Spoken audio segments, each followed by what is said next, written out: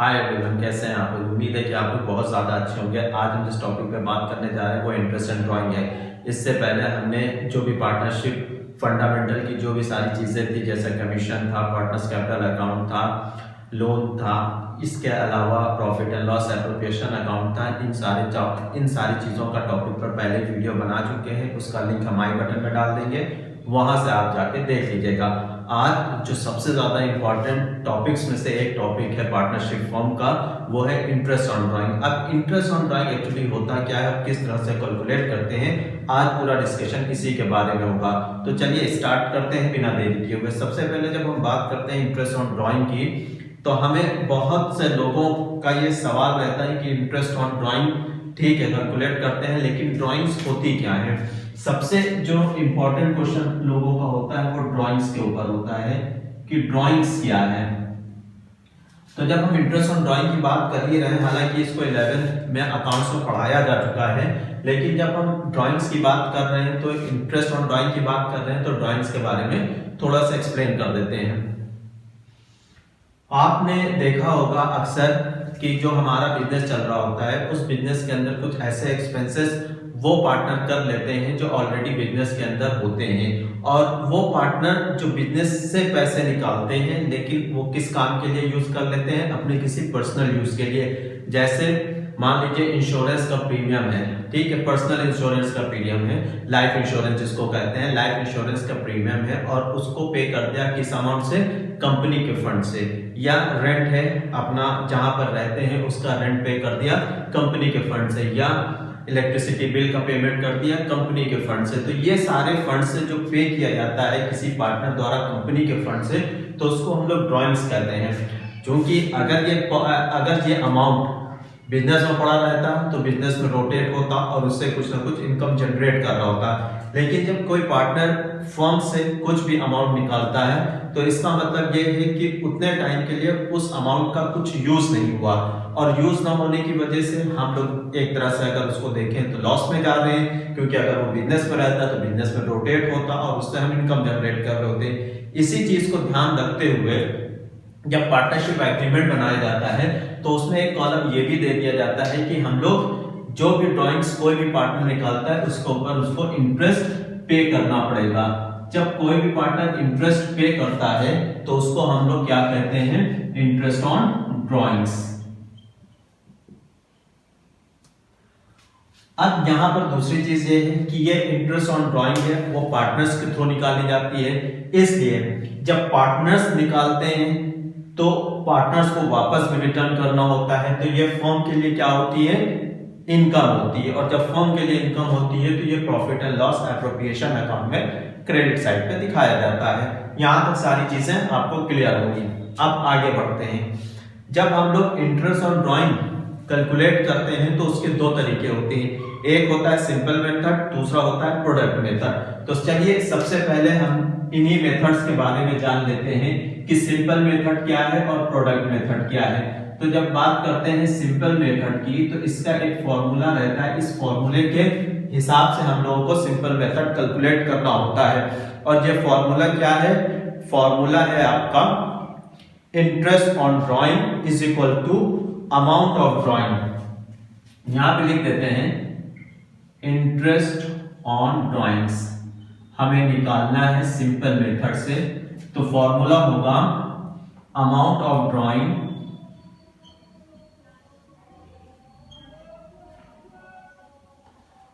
Into rate of interest upon 100 into 1/12। ये formula होता है, इससे हम लोग क्या निकालते हैं, सिंपल मेथड निकालते हैं। अब एक एग्जांपल लेके चलते हैं। मान लीजिए हमने ड्राइंग्स निकाली, कितनी निकाली, 50,000 की, ठीक है, और 50,000 की निकाली है, उसके बाद कोई भी इंटरेस्ट का रेट नहीं दिया है, तो उस केस में हम मानते हैं कि 6% के हिसाब से रेट ऑफ इंटरेस्ट चार्ज होगा। अब अमाउंट हमारा यहाँ पर 50,000 है, ठीक है, रेट ऑफ इंटरेस्ट है 6/100 इंटू 1/12। तो हम इस तरह से कितना आया आपका, आया 2500। ये हमारा क्या हुआ, इंटरेस्ट ऑन ड्राइंग निकल गया। ये सिंपल मेथड से इस तरह से निकालते हैं। अब दूसरा मेथड जो है वो प्रोडक्ट मेथड, उसकी बात कर लेते हैं। ये हमारा है प्रोडक्ट मेथड। जब हम प्रोडक्ट मेथड की बात करते हैं तो इसमें भी हमें interest on drawing he charge करना है। तो यहां पर हम निकाल लेंगे इंटरेस्ट ऑन ड्राइंग्स। ठीक है, इंटरेस्ट ऑन ड्राइंग में भी यहां पर एक फॉर्मूला यूज होता है, और ये फॉर्मूला होता है, यहां पर भी फॉर्मूला होता है total of product into rate of interest upon 100 into 1/12। अब यहां पर और यहां पे डिफरेंस क्या है, यहां पर आपको अमाउंट सिंपली दी रखी है 50,000, लेकिन प्रोडक्ट मेथड में ये होता है कि एवरी मंथ, ठीक है, कुछ ना कुछ ड्राइंग पार्टनर निकाल रहे होते हैं। मान लीजिए 1 जनवरी को निकाला 50,000, फिर फरवरी को निकाला 5,000, फिर मार्च को निकाला 20,000, फिर अप्रैल को निकाला, मई में निकाला, जून में निकाला, जुलाई, अगस्त, सितंबर, अक्टूबर, 12 महीने तक इंटरेस्ट 12 महीने तक ड्राइंग्स निकालते रहे। अब उस केस में उसका कैलकुलेशन करना होता है प्रोडक्ट मेथड से। अब टोटल ऑफ प्रोडक्ट कैसे कैलकुलेट किया जाता है, इसके लिए हम एक अलग से क्वेश्चन लेंगे। क्वेश्चन के हिसाब से हम बताएंगे कि हमारा टोटल ऑफ प्रोडक्ट कैसे निकाला जाता है, तो आपको आसानी से समझ में आएगा। आज हम सिर्फ ड्राइंग्स और इंटरेस्ट ऑन ड्राइंग की बात करेंगे। इसको कैलकुलेट करने के लिए नेक्स्ट क्वेश्चन बनाएंगे, उस पर बताएंगे। अब यहाँ पे हम मान लेते हैं टोटल ऑफ प्रोडक्ट हमारा ऐसे ही है 50,000 है, ठीक है। अब इस 50,000 में रेट ऑफ इंटरेस्ट 6% है, 1/12 है, तो इसको हमने कैलकुलेट किया तो सेम वही 2500 आ गया। ये फॉर्मूले दोनों आप उतार सकते हैं, ठीक है। सिंपल मेथड में amount of drawing into rate of interest ये, और टोटल ऑफ प्रोडक्ट मेथड में ये तो मेथड हो गया। यहां तक क्लियर है सारी चीजें। अब बात करते हैं आगे, कुछ मेथड्स और हैं जो कि यूज किए जाते हैं, और उन मेथड्स में हम उसमें सीखेंगे कि मंथ कैसे कैलकुलेट किए जाते हैं। तो चलिए इसको रिमूव कर देते हैं, ठीक है। इसमें होता क्या है कि इंटरेस्ट ऑन मंथली ड्राइंग्स, ठीक है, इंटरेस्ट ऑन मंथली ड्राइंग्स की बात कर रहे होते हैं। अब बात समझने की कोशिश करिए, इंटरेस्ट ऑन मंथली ड्राइंग, तो मंथली ड्राइंग का मतलब यह है कि एक महीने के अंदर कोई भी पार्टनर कभी भी ड्राइंग्स निकाल सकता है। कभी भी का मतलब यह है कि वो ड्राइंग्स हर महीने की पहली तारीख को निकालता है। तो इस केस में हम लोग लिख सकते हैं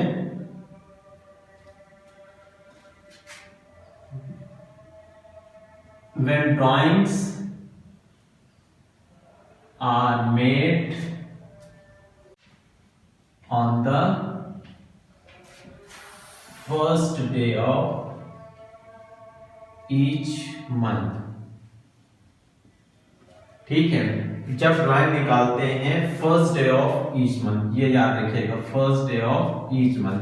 देखिए हमने जो बताया था मंथली ड्राइंग के बारे में कि when drawings are made on the first day of each month, महीने की पहली तारीख को निकालेंगे, या last day of each month, या last day of each month, या मिडिल और ड्यूरिंग द मंथ।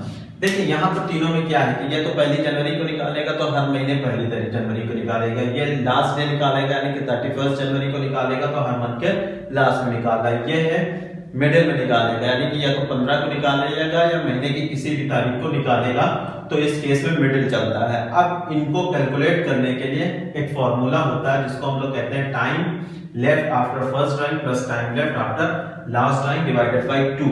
तो फर्स्ट केस में क्या होगा, ठीक है, यहाँ पे लेते हैं केस फर्स्ट केस में होगा first day of each month, यानी कि एक जिसने भी ड्राइंग निकाली होगी सबसे पहले 1 अप्रैल को निकाला होगा, ठीक है। 1 अप्रैल से 31 मार्च का साल चलता है, तो इसने 1 अप्रैल को निकाला होगा पहली, तो यहाँ निकालेंगे 1 अप्रैल को, ये फर्स्ट ड्राइंग निकाली होगी। तो 1 अप्रैल से 31 मार्च तक कितने महीने होते हैं, 12 होते हैं। यहाँ पर क्या लिखा, time left after first drawing, तो फर्स्ट ड्राइंग फर्स्ट को निकाला है तो टाइम लेफ्ट हुआ 12, और time left after last drawing है 31 मार्च यानी कि 1 मार्च को निकाला होगा लास्ट ड्राइंग, क्योंकि हम हर महीने की पहली क्यों निकाल रहे हैं, तो फर्स्ट ड्राइंग निकाला होगा मार्च को। अब जब मार्च में निकाला तो एक महीने की ये ड्राइंग कितनी होगी अपॉन 2, तो इसमें हो जाएगा 13/2, ये है 6.5 या 6/2। ठीक है, इस तरह से हम लोग लिख सकते हैं। इसी तरह से केस 2 है। केस सेकंड में क्या गया है, last day of each month. अब लास्ट डे है, ये 1 अप्रैल से 31 मार्च के बीच में चलता है, तो लास्ट डे इसका होगा 30 अप्रैल। ठीक है, 30 अप्रैल यानी कि हम काउंट करेंगे मंथ 1 ऑफ मई से, तो मई से लेके 31 मार्च तक 11 मंथ होते हैं, 11। और लास्ट ड्राइंग निकाली होगी 31 मार्च को, क्योंकि हम लोग last day of each month निकाल लेते हैं 31 को, तो ये 0 हुआ होगा अपॉन 2, ये 11/2, इसको हम लोग 5.5 या 5.5 इस तरह से कर सकते हैं। ठीक है, और उसके बाद थर्ड केस क्या है, थर्ड केस में बताया गया है कि आपने time left after first drawing, यानी कि आपने पहली ड्राइंग निकाली होगी ना पहली को और ना लास्ट में 15 अप्रैल को निकाला होगा। ठीक है, 15 अप्रैल को निकाला होगा, यानी कि अगर हम मंथ कैलकुलेट करते हैं तो 1 मई से 31 मार्च तक 11 मंथ और हाफ मंथ अप्रैल का, तो 11.5 ये हुआ होगा। और लास्ट ड्राइंग निकाली होगी हमने 15 मार्च को, तो हाफ मंथ के लिए ये निकाली होगी, तो हम यहाँ कर देंगे 0.5/2, टोटल करेंगे 12/2 यानी कि 6। तो फर्स्ट केस में क्या है, फर्स्ट डे ऑफ में 6.5, लास्ट डे में 5.5 और मिडिल में 6। ये इस तरह से हम लोग तीनों केसेस में ये कहा जा सकता है कि जब हम ड्राइंग रखे निकालेंगे तो हम ये पीरियड यूज कर सकते हैं। अगर कुछ ऐसा क्वेश्चन में आता है कि आपने फर्स्ट डे पे निकाला है तो ये यूज कर सकते हैं, लास्ट डे पे निकाला है तो इसको यूज कर सकते हैं मंथ के लिए, और मिडिल में निकाला है तो ये यूज कर सकते हैं। ये हो गया आपका मंथली ड्राइंग का केस।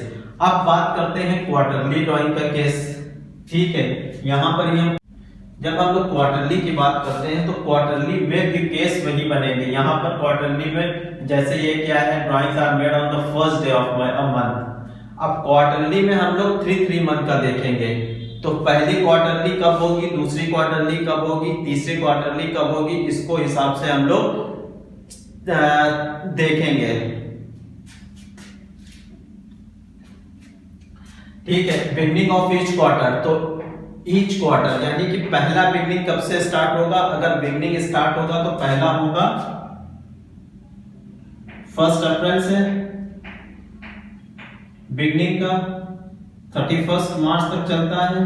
तो अगर क्वार्टर लेंगे 1 अप्रैल को हमने पहली ड्राइंग निकाली होगी, तो पहली ड्राइंग के बाद 3 महीने का लेते हैं, तो लास्ट ड्राइंग हमारी निकली होगी अप्रैल मई जून, उसके बाद जुलाई अगस्त सितंबर अक्टूबर नवंबर दिसंबर, यानी कि हमने निकाली होगी 1 जनवरी को। तो इस केस में पहले में 12 मंथ पूरे हुए 1 अप्रैल से 31 मार्च तक, लेकिन लास्ट में सिर्फ 3 मंथ हुए, तो हो गया 15/2 यानी कि 7.5 पहले केस में। अब दूसरे केस में क्या होगा, सेकेंड केस में क्या कहा, last day of each month. Last day मतलब कि फर्स्ट का हमने 1 अप्रैल को निकाला था, तो इसी में हमने 31 में निकाला होगा।